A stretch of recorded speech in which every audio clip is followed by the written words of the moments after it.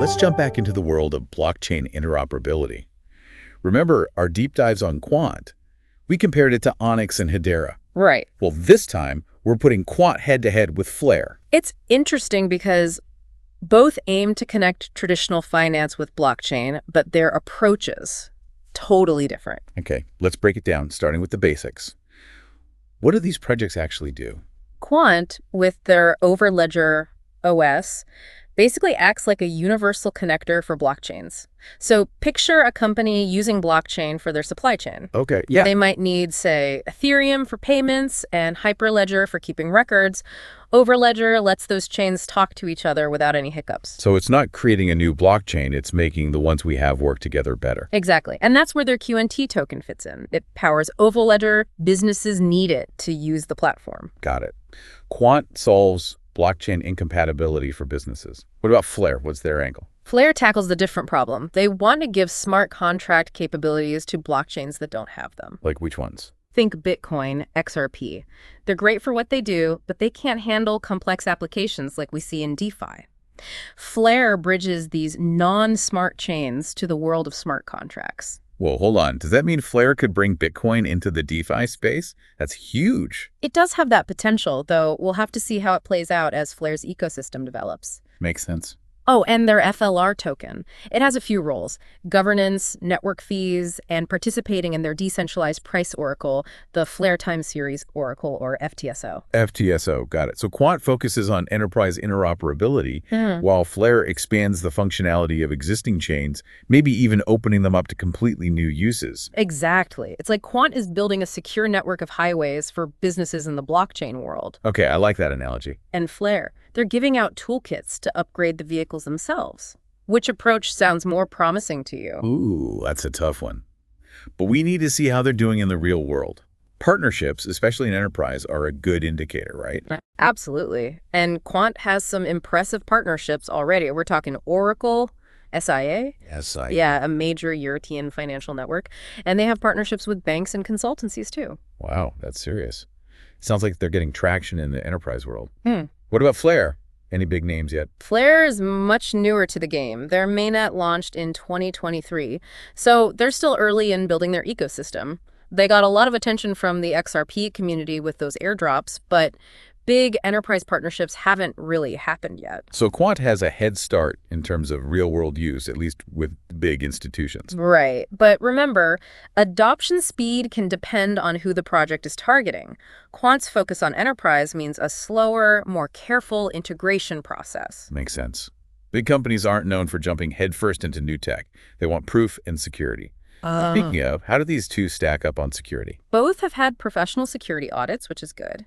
But their approach is fundamentally different. Quant relies partly on the security of the blockchains it connects. So if one of those chains has a problem, it could impact Quant too. Potentially. It's a shared responsibility model. FLR, on the other hand, is its own Layer 1 blockchain, so they control their security directly. Their safety doesn't depend on other chains. A more self-contained approach. Interesting.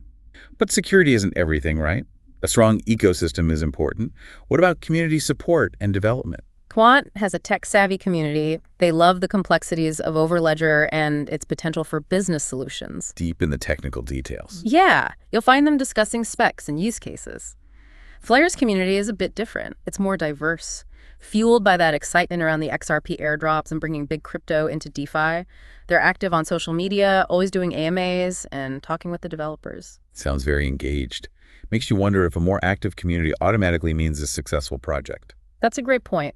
Community sentiment can be influential, but it's not everything. The tech itself, the team's execution, and actually solving real-world problems all matter, too. So lots to think about, besides the hype. Let's talk tokenomics.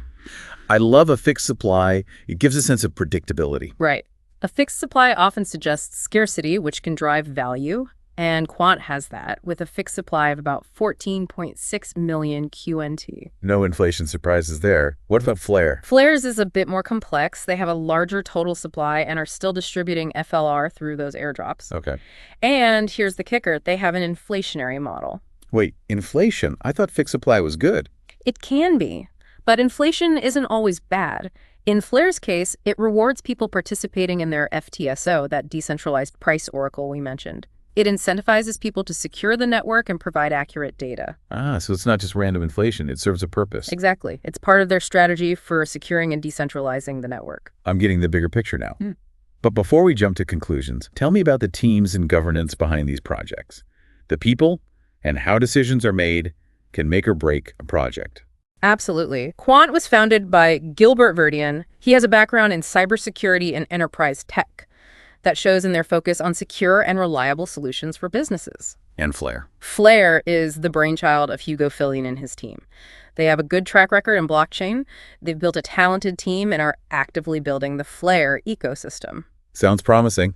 What about governance? Are we talking DAOs where token holders decide everything, or something else? Quant has a more centralized governance structure. The core team makes the big decisions, but they are transparent, they communicate a lot, and actively seek feedback from the community. So not a pure DAO, but open to input. What about FLR? FLR leans towards on-chain governance. They have FLR improvement proposals, FIPs, where FLR holders can propose and vote on changes to the protocol. More community-driven. What do you think, listeners? Centralized efficiency or community decisions? Which governance model appeals to you more? It's a big debate in the crypto world. Now let's dive into the core, the tech itself. Time to get technical. What makes these platforms work? Quant's foundation is Overledger OS. Think of it like a universal adapter for blockchains. One interface for multiple chains, no matter their design. So businesses using Overledger can easily move assets or data between chains without dealing with the technical mess. Exactly. It makes integrating blockchain into existing business processes simple. Impressive. What about FLR's tech? What's their magic? They've built an EVM-compatible Layer 1 blockchain. EVM compatible. That means FLR supports smart contracts written in Solidity, the language used for Ethereum. So developers who know Ethereum can easily build on FLR. Exactly. And remember their cross-chain bridging capabilities, powered by that FTSO. This lets them connect non-EVM chains like Bitcoin and XRP to the world of DeFi and smart contracts. I'm seeing how their tech matches their goal of expanding what existing chains can do. Exactly. Quant builds bridges between existing ecosystems. FLR empowers those ecosystems with new tools and capabilities. Okay, we've covered a lot. Use cases, adoption, security, community, tokenomics, governance, and even the technology. It's a lot to take in, but there's one more thing before we wrap up this part. Liquidity and exchange support. Right. A token can be incredibly useful, but if it's hard to buy and sell, it'll struggle. Liquidity is crucial for any crypto that wants to be used for real-world transactions. So how do they measure up? Both tokens are listed on major exchanges, which is good.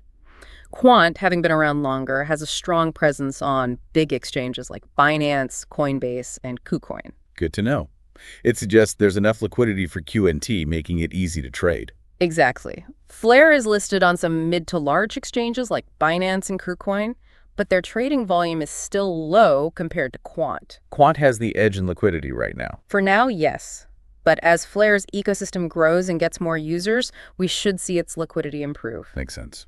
Before we reveal the final scores and hear what you think about the future of these projects, let's talk about regulation. How are they handling that constantly changing world of crypto rules? Both are positioning themselves as utility tokens, which should give them more regulatory flexibility compared to securities. It's a smart move. But we know crypto regulation is far from settled. Absolutely. Yeah. What's a utility token today could be seen differently tomorrow. It's a dance to stay ahead of the regulators. Both Quant and FLR know that regulatory clarity is important for building trust and attracting institutional money. They're both working hard to be compliant. That's good to hear. Okay, ready for the scores. Let's see how they stack up. Based on those 10 categories, Quant scores a 75. Impressive. And FLR. FLR comes in close behind with 68. A tight race. Remember, these scores are subjective, based on the criteria we chose. You might value different things. It's your assessment of their strengths and weaknesses that matters most. Exactly. Before we ask for your take on which project has the brighter future, I have to mention, the source material didn't have FLR's price as of January 8th, 2025. But we do have Quant's. Ooh, tell me. Drumroll. Quant is currently trading at $106.14. Wow. We'll have to wait and see where FLR lands. But for now, over to you, listeners. We want to hear from you. Which project do you think has the potential to change how we interact with blockchain tech, and why?